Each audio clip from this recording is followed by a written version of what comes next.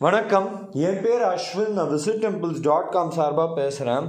நான் இன்னைக்கு உங்கள் எல்லாரையும் ஒரு சக்தி வாய்ந்த மலை கோவிலுக்கு தான் கூட்டிகிட்டு போகிறேன். வாங்க வீடியோக்குள்ளே போகலாம்.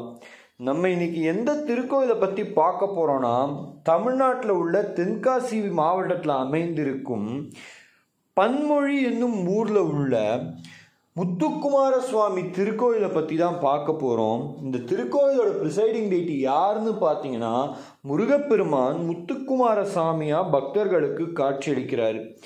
மேலும் இந்த திருக்கோயிலானது பந்தள மன்னனால் கட்டப்பட்டிருக்கு.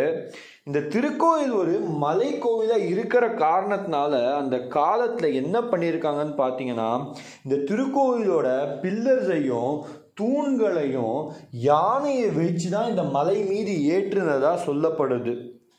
முந்தைய காலத்தில் இந்த மலை மீது இருக்கும் திருக்கோயிலை கட்ட உதவுற கற்களை பனையால் ஆன ஒரு கயிறை வச்சு தான் இழுத்துட்டு போயிருக்காங்க. ஆனால் அந்த பனையால் ஆன ஓலையில் செய்யப்பட்ட கயிறானது வலிமையாக இல்லாத காரணத்தினால பாதி வழியிலேயே அருந்து விழுறது அடிக்கடி நடந்துக்கிட்டு இருந்தது. அப்போ என்ன ஆயிருக்குன்னு பார்த்தீங்கன்னா, சிவகாமி அம்மையார்னு ஒருத்தங்க என்ன பண்ணியிருக்காங்கன்னு பார்த்தீங்கன்னா, அந்த உருண்டு வர கற்களை அவங்களோட தலையால் நிறுத்தியிருக்காங்க. அது மட்டும் இல்லாமல் அவங்க வலி தாங்க முடியாமல் முருகான்னு கத்தின காரணத்தினால அவங்களுக்கு முருகன் ஒரு அதீத சக்தியை கொடுத்துருக்காரு. அப்போ என்ன பண்ணுவாங்கன்னு பார்த்தீங்கன்னா, திருப்பி அந்த கற்கள் மலை மீது ஏற்றுற வரைக்கும் அவங்க தலையிலேயே சுமந்துட்டு போவாங்கன்னு சொல்லப்படுறது. அதனால் இந்த திருக்கோயிலில் அவங்களுக்கு ஒரு தனி சன்னதியையும் காண முடியும். இந்த திருக்கோயிலோட மலையடிவாரத்தில் விநாயகருக்கு தனி சன்னதி இருக்குது. அவரை எவ்வாறு வழிபடுறாங்கன்னு பார்த்தீங்கன்னா, வல்லப விநாயகர்னு வழிபடுறாங்க.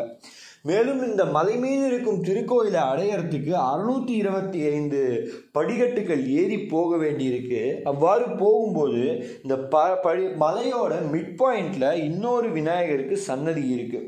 இந்த திருக்கோயிலுக்கு ஏறி போனோன்னா ஒரு மோட்டரபிள் காட் ரோடும் இருக்குது. பக்தர்கள் வண்டி வச்சுருந்தா அந்த மோட்டரபிள் காட் ரோடு யூஸ் பண்ணி மலை மீது இருக்கும் இந்த முருகன் திருக்கோயிலை அடையலாம். விசாக நட்சத்திரத்தில் பிறந்த ஒவ்வொருத்தருமே கண்டிப்பாக அவங்க வாழ்நாளில் ஒரு வாட்டியாவது இந்த முத்துக்குமார சுவாமி திருக்கோயிலுக்கு முருகப்பெருமானை வழிபட்டால் வாழ்நாள் முழுவதுமே நன்மை நடக்கும்னு சொல்லப்பட்டு வருது. இந்த திருக்கோயிலில் எந்தெந்த பண்டிகைலாம் வெகு விமர்சையாக கொண்டாடப்படுறதுன்னு பார்த்தீங்கன்னா, வைகாசி விசாகம், கந்த சஷ்டி, கார்த்திகை மாதம் நடைபெற தெப்ப ஃபெஸ்டிவல், அப்புறம் தைப்பூசம் ஆகிய ஃபெஸ்டிவல்லாம் வெகு விமர்சையாக கொண்டாடப்பட்டு வருது. நீங்களும் இந்த திருக்கோயிலுக்கு போகிறதுக்கு சான்ஸ் கிடச்சிதுன்னா கண்டிப்பாக போய் ஒரு வாட்டி விசிட் பண்ணுங்கள். இந்த திருக்கோயிலை பற்றின வீடியோ உங்களுக்கு பிடிச்சிருக்குன்னு நினைக்கிறேன். பிடிச்சிருந்தா லைக் பண்ணுங்கள், ஷேர் பண்ணுங்கள், கமெண்ட் பண்ணுங்கள். மறக்காமல் சப்ஸ்கிரைப் பட்டன் பக்கத்தில் இருக்கிற பெல் ஐக்கானை ப்ரெஸ் பண்ணுங்கள். அப்படிங்க ப்ரெஸ் பண்ணிங்கன்னா நாங்கள் போடுற கோயில்களை பற்றின வீடியோ உங்களை வந்தடையும். நன்றி, வணக்கம்.